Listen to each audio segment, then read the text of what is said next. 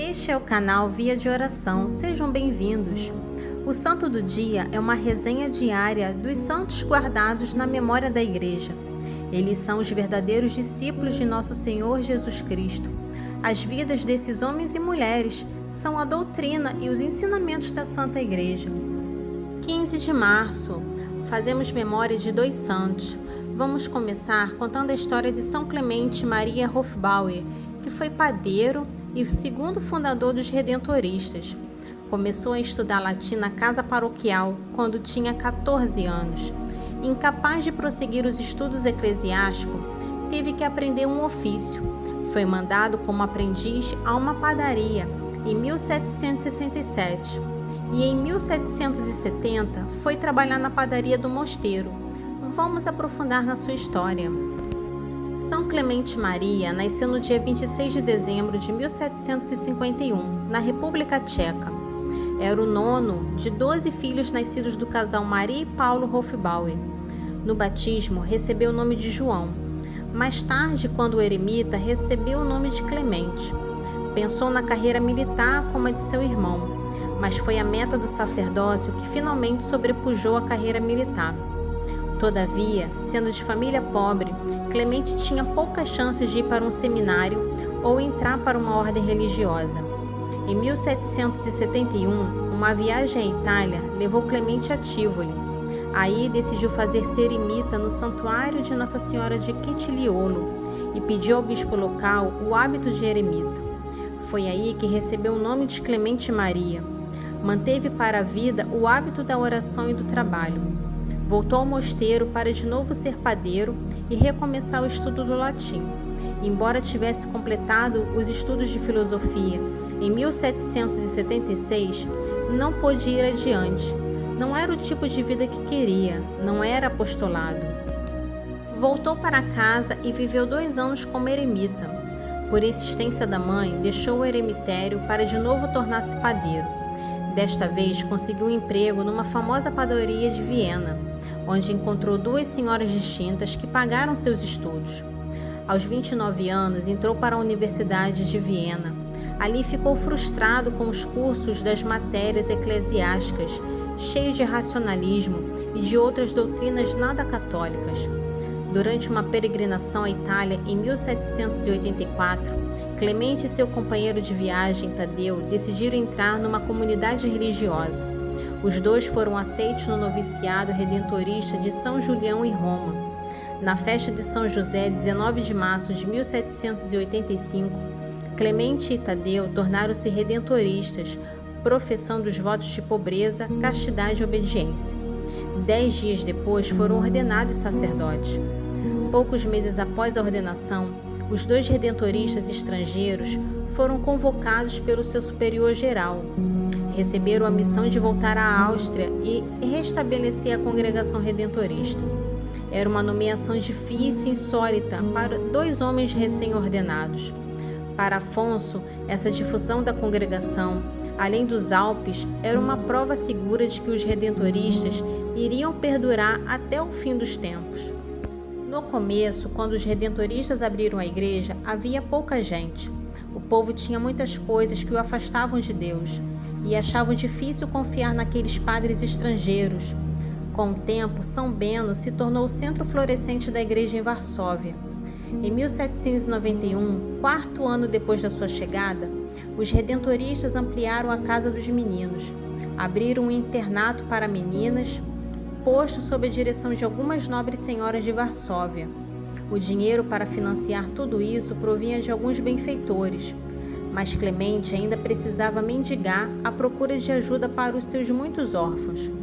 Na igreja, Clemente, com seu grupo de 5 padres e 3 irmãos redentoristas, começaram o que chamaram de missão perpétua. Quem fosse a São Bento em qualquer dia poderia ouvir sermões em alemão e em polonês. Os padres estavam disponíveis para atender confissões a qualquer hora do dia e da noite. Os redentoristas, por serem estrangeiros, não estavam sendo aceitos e, com isso, dificultando a sua evangelização.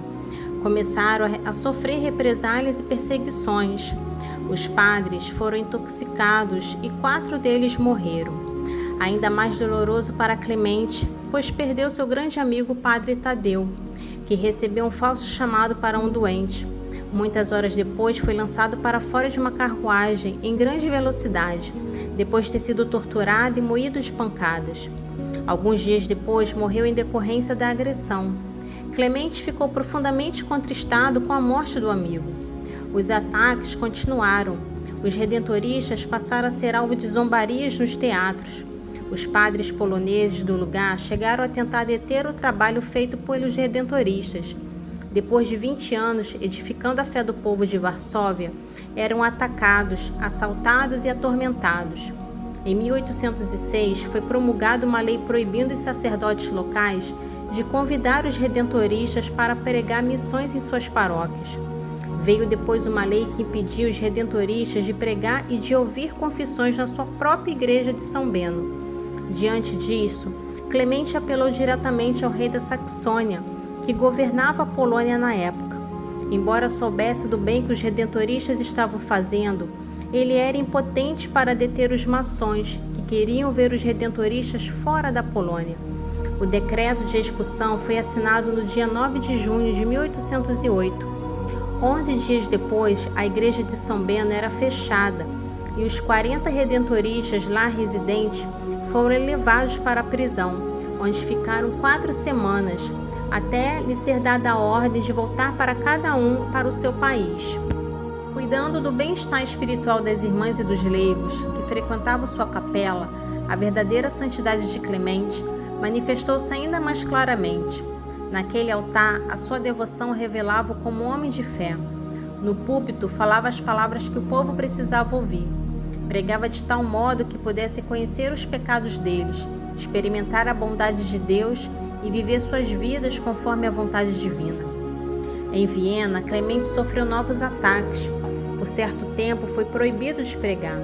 Depois foi ameaçado de expulsão, por ter comunicado com seu superior geral redentorista em Roma. Antes que a expulsão fosse oficializada, o imperador Francisco da Áustria deveria assiná-la. Na ocasião, o imperador fez uma peregrinação a Roma, onde visitou o Papa Pio VII e ficou sabendo quanto era estimada sua obra. Soube também que podia recompensá-lo pelos seus anos de serviço dedicado, permitindo-lhe começar uma fundação redentorista na Áustria. Assim, em vez de um decreto de expulsão, ganhou uma audiência com o imperador Francisco. Rapidamente, os planos estavam feitos. Foi escolhida e restaurada uma igreja para se tornar a primeira fundação redentorista na Áustria. Mas isto haveria de iniciar sem Clemente. Ele caiu doente no início de março de 1820 e morreu no dia 15 de março do mesmo ano. Morreu com a gratificante notícia de que o seu segundo sonho tinha sido realizado. Clemente foi beatificado no dia 29 de janeiro de 1888 pelo Papa Leão XIII e canonizado no dia 20 de maio de 1909. E em 1914, o Papa Pio X concedeu-lhe o título de apóstolo e patrono de Viena.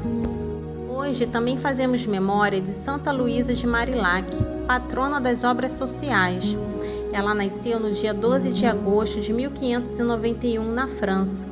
Provavelmente foi adotada, sendo registrada como filha natural de Luís I de Marillac, cavaleiro e senhor e comandante de uma companhia do rei. Em 1595, o pai coloca Luísa em uma pensão de mosteiro real das freiras dominicanas. Com as freiras dominicanas começa seu aprendizado, ler, escrever, conhecer a Deus. As freiras dominicanas lhe dão uma sólida formação humana. Quando Luís de Marillac morre, seu tutor passa a ser Miguel de Marillac, chanceler da França. Este coloca Luísa em um lar para meninas em Paris. Nessa época, ela começa a frequentar as freiras caputinas, filhas da cruz. Ali, ela faz votos de servir a Deus e aos pobres. Ela sentia que esta era sua verdadeira vocação e o que mais desejava. Miguel de Marillac, porém, decide casá-la com um secretário dos comandantes da rainha-mãe, Maria de Médici. Assim, em fevereiro de 1613, Luísa se casa com Antônio e passa a ser chamada de Mademoiselle, título reservado às esposas de nobres da França. Luísa não queria se casar. Na verdade, foi privada a princípio de realizar sua vocação, o que lhe causou vários sofrimentos. Mesmo assim, Deus abençoou e tiveram um filho chamado Miguel. O menino, porém, ficou muito doente e ela entrou em depressão por causa disso. Num dia de Pentecostes, Luísa recebeu uma graça do Espírito Santo. Seu espírito foi iluminado e suas dores e tristezas desapareceram. Ela compreendeu que deveria ficar com seu marido e cuidar dele até quando ele morresse. Deveria também cuidar de seu filho até o tempo de levá-lo para as pensões dos filhos dos nobres, onde ele seria bem cuidado e educado. Depois disso, ela teria o tempo para cumprir sua vocação de ajudar os mais necessitados.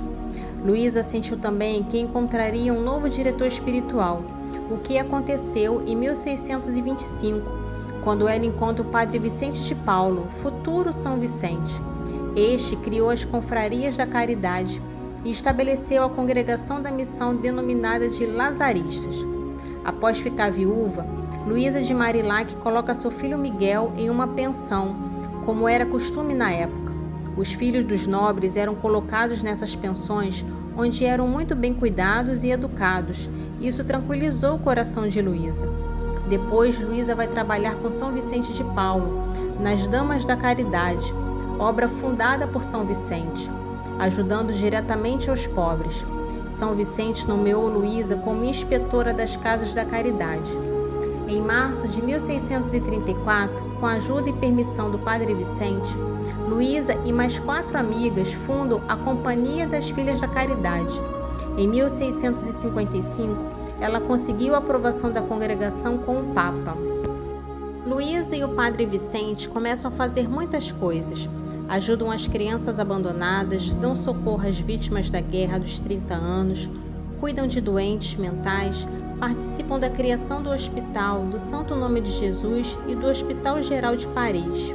São Vicente, então, escreve a regra para a Casa da Caridade. Eram as irmãs não enclausuradas, as moças ao ar livre.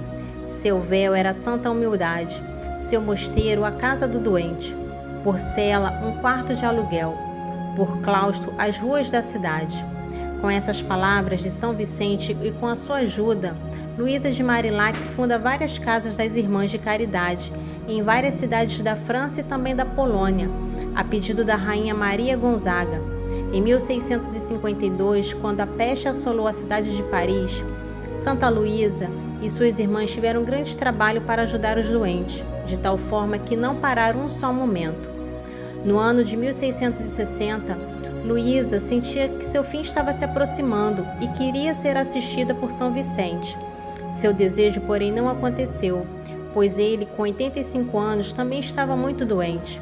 Ele apenas conseguiu enviar a ela uma bênção, dizendo: Madame, ides antes de mim, espero em breve rever-nos no céu. São Vicente sabia que Luísa santificou-se ajudando aos pobres e necessitados, enxergando neles a pessoa de Jesus Cristo. Por isso, ela certamente iria para o céu. Santa Luísa de Marillac foi beatificada pelo Papa Bento XV em 9 de maio de 1920. Foi canonizada pelo Papa Pio XI no dia 11 de março de 1934. Foi declarada patrona das obras sociais em 1960 pelo Papa Bem-aventurado João XXIII. Seu corpo foi transferido para a capela da Casa-Mãe das Filhas da Caridade em Paris, na França. Que possamos pedir a intercessão das santas deste dia. Amém. Para conhecer um pouco sobre a vida dos santos, se inscreva no canal, curta e ative o sininho para receber as notificações. Os santos são obras-primas de Cristo e nos levam por suas preces a Deus. Oração do dia. Ó Deus misericordioso, que em favor de vosso povo ornaste São Clemente Maria com um zelo singular pela salvação das almas, e por ele anunciastes o reino de vossa graça. Concedei-nos por sua intercessão conservar a fé que ele ensinou e progredir no caminho que ele nos indicou com o exemplo de sua vida. Por nosso Senhor Jesus Cristo, vosso Filho, na unidade do Espírito Santo. Amém. São Clemente Maria, rogai por nós. Oremos. Santa Luísa de Marillac, que tanto conhecestes os sofrimentos das imposições da família, privando-vos da liberdade de viver vossa verdadeira vocação para fazer-vos casar-se. Tu que sofrestes as amarguras das dificuldades em todos os sentidos, intercedei junto a Deus para que os pais de nossos jovens saibam respeitar a vocação que cada um traz dentro de si, dentro da dignidade e do direito que Deus lhe confere. Santa Luísa de Marilac, que fostes agraciada com a amizade de 2 famosos sacerdotes, pela santidade que viveram, São Francisco de Sales e São Vicente de Paulo, os quais, nos momentos mais importantes de vossa vida, apontaram-vos uma grande luz quando vos sentis no fim do túnel, e pudestes viver vossa vocação de auxiliadora dos infelizes, pobres e doentes, e fundastes com São Vicente de Paulo o primeiro núcleo das Filhas da Caridade.